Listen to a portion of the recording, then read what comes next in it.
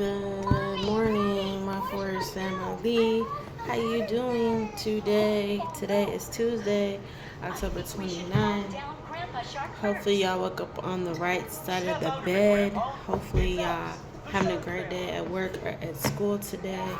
So today, you guys, we're going to talk about family member trying to mess up my Section 8. Now, y'all, I got a call this morning that I did not expect to get with a family member, quote unquote, saying, "Oh, Section 8 didn't get all that stuff. You didn't turn it in. You were supposed to turn it in Friday. You might have messed up. You might have, they might take you off of Section 8 because you didn't turn your stuff in and blah, blah, blah." Mind you, y'all know I did a video saying that Section 8 closed early on Friday. That was not my fault because they've been training new people down there for the last maybe couple weeks or whatever, because they under like new managers or whatever, and so they training people to do their job, like front desk, the other places that's in the building to do and stuff like that. So then the person said, "Well, stop."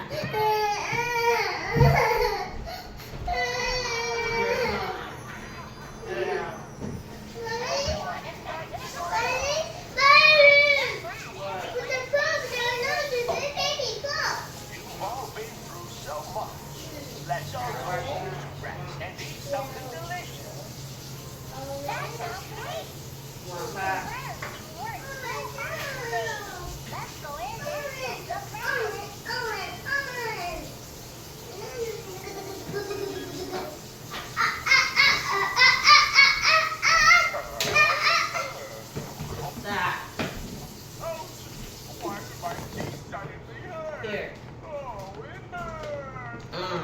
Saying that I didn't have my stuff turned in so I could lose my stuff. Now, y'all know I don't condone and like violence and all that and whatever you want to call it. So I called my fiance like, "Hey," she said, "they didn't get it, blah, blah, blah, this and that, whatever. He instantly went off, was like, "Why the fuck, this and that and the other, and I'm like, "It's not my fault. I can't control what she do. I'm telling you what she told me, and then I'm trying to figure out if they got everything they needed." So I'm on the phone like, "Come on now, what's going on? Like, did you get it? Did you not get it? Why are you trying to mess up my stuff? Why are you upset with me? Because it's not my fault. I can't do nothing about it. I'm doing my part." Like, I don't understand. So y'all pray for me because it don't make no sense, y'all. It really don't, because every time I get something started in my life that's positive for my life, for my kids' life, to make my kids' life better, to make mine better, to make my fiance's life better, here that family member come trying to mess stuff up, okay? And this is the same one I've been telling y'all about for a while now, that I have no control over what they do, how they do it, how they go about it, what they say about it, this and that and the other, whatever you want to call it. But my thing is, if you know this person's only had Section 8 for like maybe 8 months, that's not long. I just applied last year and I got approved in March. This is gonna be November. Like, why would you want to mess up my stuff because you living in a different state and city and this and that and this and that, but you trying to mess up my stuff? Like, I need my stuff to pay rent, to pay this, to pay that, or whatever, what have you. Because when you on Section 8, they help you pay half of whatever you're supposed to pay. The rest comes out of whatever the rest is supposed to come out of. Like, why mess up my stuff? My stuff is important to me. I can't just be like, "Oh, that's okay, that's cool, keep on doing that, keep that same energy," and this and that and this and that. Like, this person been doing this for years, y'all. When I say years, I mean years. Like, since I was probably like 5. It really didn't start getting bad till I got 20, 21. After my grandmother passed away, this person just kept on picking, doing stuff, picking, doing stuff, picking, doing stuff. You know what I'm saying? And it didn't make sense to me. And then after a while, when I started figuring out this person was jealous because I got my way and it's not my fault. Or I was spoiled and they wasn't, and it wasn't my fault. And I said to that family member, like, it's not my fault that I was spoiled. It wasn't my fault that I got my way. It wasn't my fault that this and that and that happened and all this and over here and over there. My grandparents decided to spoil me. They decided to give me a whole bunch of toys. They decided to let me play with other kids that, that wasn't church goers or that was church goers. I didn't have nothing to do with that. That was their decision, not mine. Because mind you, a lot of y'all know I got bullied most of my life. So I got grown. Still am. In a sense. Because this same family member said that I killed my grandpa, my grandma, my mama over stuff that they didn't do. And I asked them at the time, like, hey, I need help. I need you to blah, blah, blah, whatever.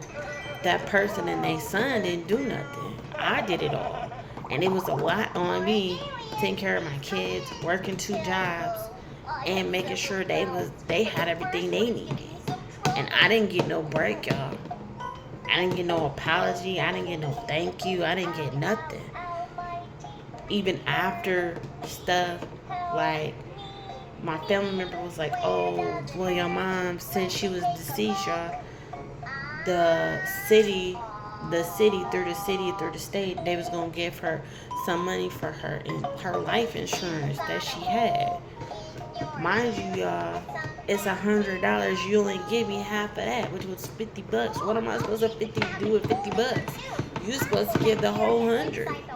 But this is my mama. This is somebody who loved me, who I didn't get to have decent conversations with. I didn't get to do mommy and daughter days, and having different conversations with my mom about kids and getting married and this and that, because my mom had a mental issue. Like, she was mentally retardation. Like, I couldn't have that type of conversation with my mom that other kids couldn't have because I was being made fun of because of how my mom spoke, which was not her fault. Like, those of you who know, grandma seizures affect your brain and oxygen to your brain, which was not her fault. She had them for years. They had to put her on different medicines for years until she got damn near, 20, 21, and then she was on the same one consistently until she died, basically.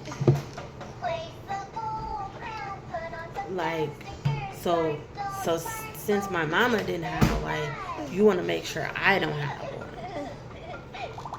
Like, help me understand that, y'all. Like, that don't make sense. Like, why are you so infatuated with my life? Like, quit trying to live my life for me. Let me live my own life. Let me worry about my own problems, my own situations, my own things that I deal with. Why are you making it worse than what it already is? Because you done already did hateful, mean, unnecessary bull crap. You know what I'm saying? Like, I was telling y'all, she had a $1,700 behind in rent. We almost lost this place a couple times because of her actions.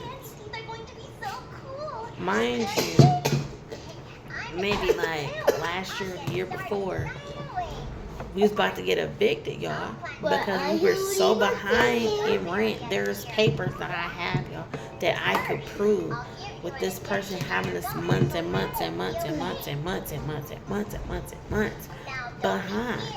And the landlord, on top of that, paid her back more than 4 times on payments that she never paid back to them or to me.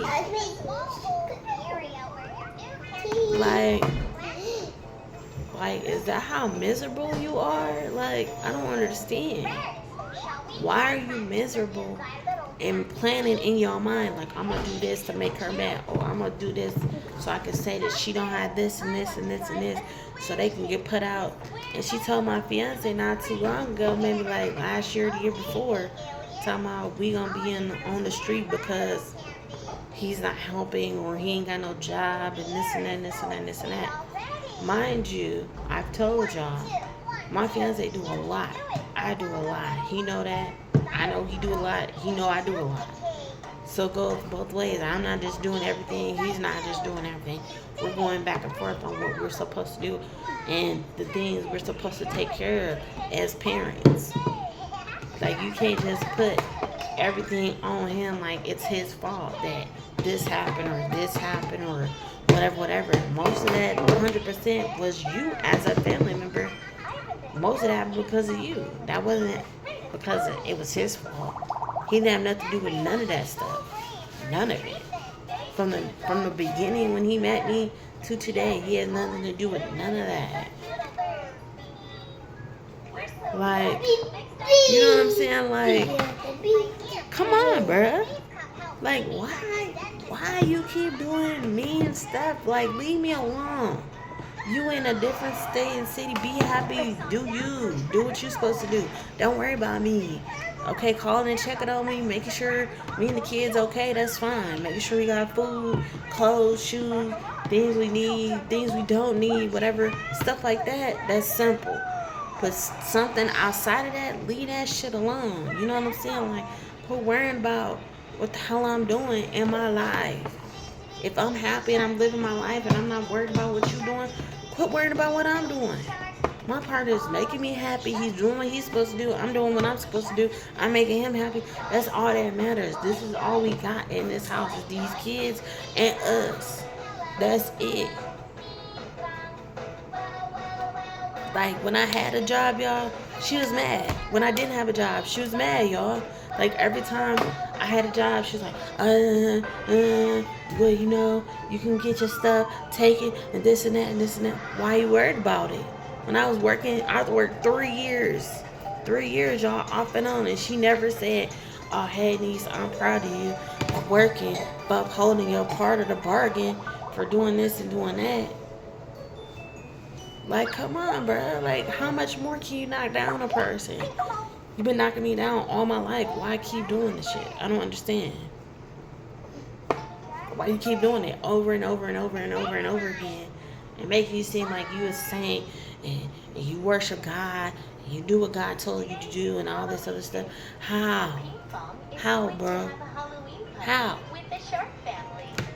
You had us homeless for a whole damn near almost a year. Yeah, we was homeless from June until November in 2017. She never called to say, hey, how y'all doing? What y'all doing? Y'all okay? Y'all got everything y'all need? My daughter was a 1.5-year-old. She didn't get her no Pampers, no pull-ups, no wipes, no this, no that. I had to do that. Even when I didn't have a job. Even when I did, y'all. Like, come on, bruh. And then, like, when my daughter started having, like, school problems in school, as far as, you know, learning or whatever you want to call it. Like, she never was like, hey, okay, I'll get her a tutor, I'll help, you know, whatever. Again, it's like I had to do it all myself because she wasn't doing her part. Like, and then when I started telling her about stuff that, you know, my granny and my mama was saying before they died, she got mad about that, y'all. My grandma was in the nursing home, y'all. She literally got mad at her over a conversation that had nothing to do with her. They was having a conversation. Mind you, my grandma was sick. Y'all know she beat cancer the first time, and that was back in between 2010 and 2012. When she got cancer the second time around, it was in her body, six different places. They couldn't remove it because they didn't remove it the first time. And I didn't know nothing about that until after she got it the second time around. And I'm thinking in my mind they removed her ovaries and her uterus and all this other stuff, and never did. And then it got worse because the doctor was like, okay, you know, you beat it, you'll be fine. every year you'll come to get a checkup, make sure it's gone or whatever you want to call it. So they said if it did come back, it's going to be more aggressive. And it was, y'all. I took care of her for 2 weeks, her, my mama, and my kids, 2 weeks by myself. Cooking, cleaning, washing, ironing, doing everything I'm supposed to do. But she never did what she was supposed to do. She was supposed to take her to doctor's appointments. She was supposed to take her here and there and do this and do this and do that. I had to drive her legally to drive my grandma where she wanted to go. I didn't even have no license. Y'all, I could have got arrested and went to jail for having no license, no insurance, no nothing, because I wasn't on her insurance and stuff like that. And she made it seem like, oh, well, you let them on the floor by themselves for hours. No, you did that because they came up there with you for 2 days and you didn't even take care of them. You couldn't even take care of them for 2 days. Them 2 days you had them, you never took care of them for 2 days. But she raised you. When your mama didn't raise you. When your mama was out there doing what she wanted to do with whoever Tom, Dick, and Harry and all that. Like, you question if your biological father was even your father because of the fact your mama was with everybody. Like, come on, bro. I know too much stuff. Like, come on now. Like, and then you getting married again. This is your 3rd marriage, bro. And been single for years and years and years and years. And finally you find somebody that want to deal with you. When there's men that you was involved with that didn't even want nothing to do with you because your size, how you was, how much you ate, this and that. Like, come on now. Make it make sense, bruh. Like, live your life. Do you. Do what you're supposed to do. Don't worry about me. I'm good. I'm good. Don't worry about me. Let me do what I'm supposed to do for my kids. Whether I got a job, full-time, part-time, whatever. Let me do what I'm supposed to do for my kids. You worry about you. And who you with. And why you in another state? Why you worried? There's no need to worry about nothing that's going on in this house. Nothing. No reason. But he's doing his part, I'm doing mine. That's all you need to know. And you don't need to know nothing else that comes with that or not with that. Leave us the hell alone. Let us do what we supposed to do. If you can't do your part, then I'll get my stuff cut off so I can find a full-time job just like my fiance got right now. We're still gonna be good. Regardless, we still gonna be good. Stop. What I told you yesterday. Stop. I told you that yesterday. That's how you hurt your ear yesterday. No, you don't listen. Stop. But anywho, y'all, like, subscribe, hit your notification bell to all for every time I drop a video. Let me know if y'all like this video, if y'all want some more story time as far as this goes, because I can tell y'all a whole bunch of stuff that adds on to this. But this video is going to be 19 minutes. But anyway, always remember that there is a light at the end of the tunnel. Always remember God is on our side. No matter who we are, where we are, who we're trying to be, where we're trying to go. And I'll talk to y'all later. I love y'all. Bye.